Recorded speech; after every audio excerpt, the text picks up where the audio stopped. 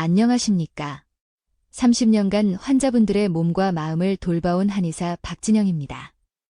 오늘 저는 우리가 건강 상식처럼 믿어왔던 한 가지 습관에 대해 매우 무겁고 진솔한 이야기를 드리고자 합니다. 혹시 식사를 마치고 을에 달콤한 과일로 입가심하는 것을 즐기시는지요?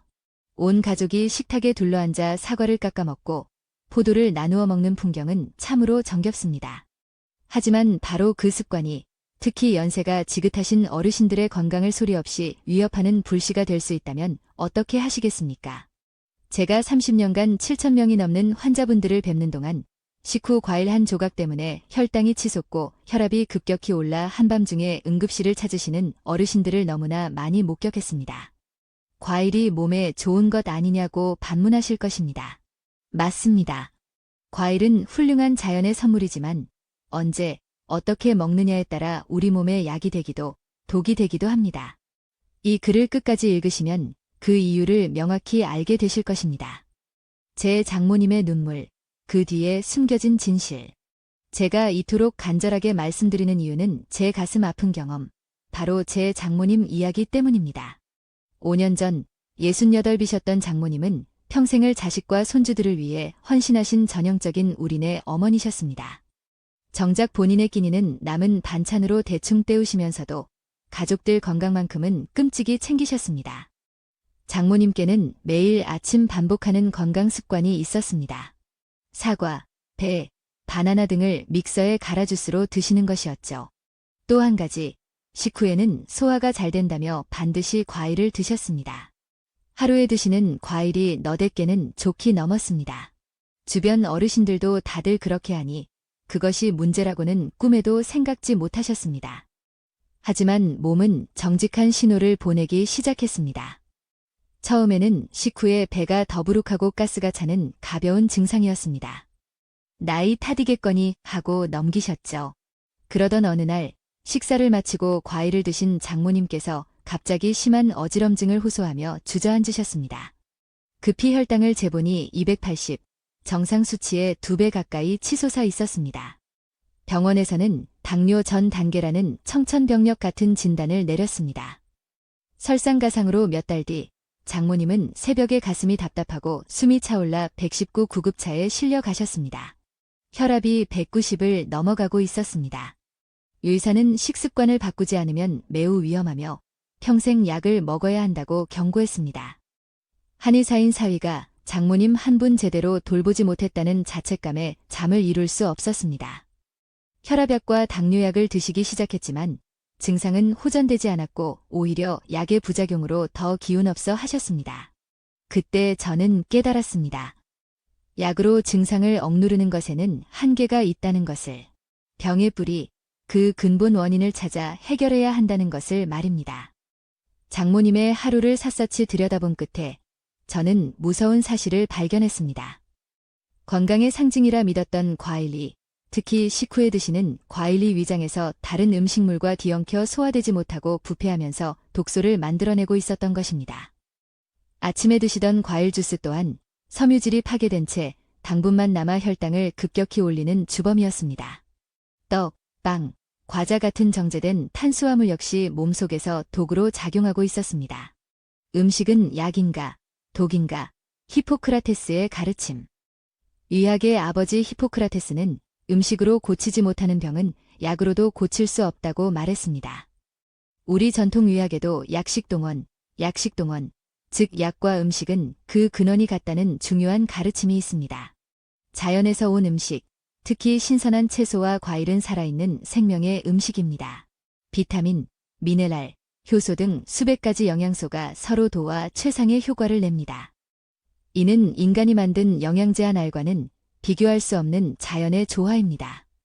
반면 공장에서 만들어진 가공식품은 죽은 음식에 가깝습니다.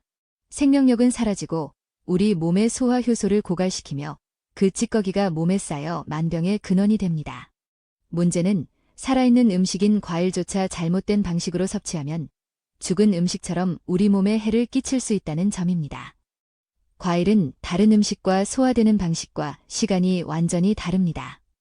밥, 고기, 생선 등은 위장에서 소화되는데 2시간에서 4시간이 걸리지만 과일은 단 20에서 30분이면 위를 통과해 소장으로 내려갑니다.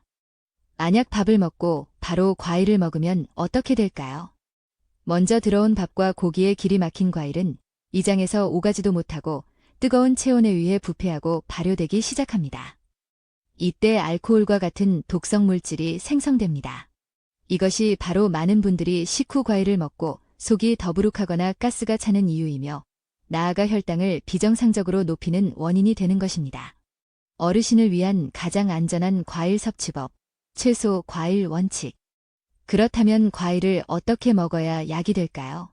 정답은 빈속에, 그리고 소량만 먹는 것입니다. 저는 이를 채소 과일 원칙이라 부릅니다. 1. 과일은 언제 먹어야 하는가? 아침 공복, 밤새 비어있던 위에 과일의 좋은 영양소가 가장 빨리 흡수되는 황금 시간대입니다. 식사 30분 1시간 전, 식전에 먹는 과일은 위를 부담 없이 통과해 소화를 돕고 포만감을 주어 과식을 막아줍니다. 운동 전후, 빠른 에너지 공급이 필요할 때 좋은 간식이 됩니다. 절대 피해야 할 시간, 식사 직후. 이것 하나만 지켜도 몸은 놀랍게 달라집니다. 이 과일은 얼마나 먹어야 하는가? 하루 23종류, 각각 12개 이내.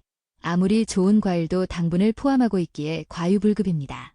예를 들어 아침에 사과 1개, 오후 간식으로 바나나 1개 정도면 충분합니다. 과일 주스는 피하세요. 갈아 마시면 섬유질이 파괴되어 당분 흡수가 너무 빨라집니다.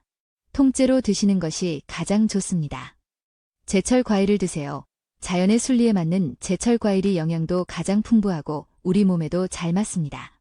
작은 습관의 변화가 만든 기적, 실제 사례들. 이 간단한 원칙이 얼마나 큰 변화를 가져오는지 제가 만났던 어르신들의 이야기를 들려드리겠습니다. 사례 1. 이순자 어르신, 78세, 15년 된 당뇨 위와 고혈압.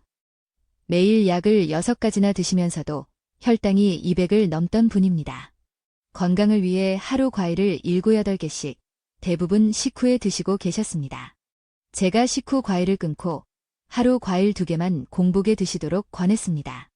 2주 만에 공복 혈당이 150으로 떨어졌고 3개월 후에는 15년 만에 처음으로 의사로부터 약을 줄여보자는 말을 들으셨습니다. 어르신은 과일 먹는 시간만 바꿨을 뿐인데 라며 눈시울을 붉히셨습니다. 사례 2. 최민준 어르신, 70세, 심근경색 수술 후. 소화에 좋다며 매 식후 과일을 갈아 드시던 습관이 오히려 심장에 부담을 주고 있었습니다. 식후 과일을 완전히 끊고 아침 공복과 점심 식전에만 과일을 드시게 했습니다. 일주일 만에 가슴 답답함이 줄었고 한 달 후 병원 검진에서 의사가 심장 기능이 눈에 띄게 좋아졌다고 말할 정도였습니다. 사례 3. 강지의 어르신, 81세, 20년 된 만성 소화불량. 소화 효소가 많다는 파인애플, 키위를 식후마다 드셨지만 이것이 오히려 위에서 가스를 만드는 원인이었습니다.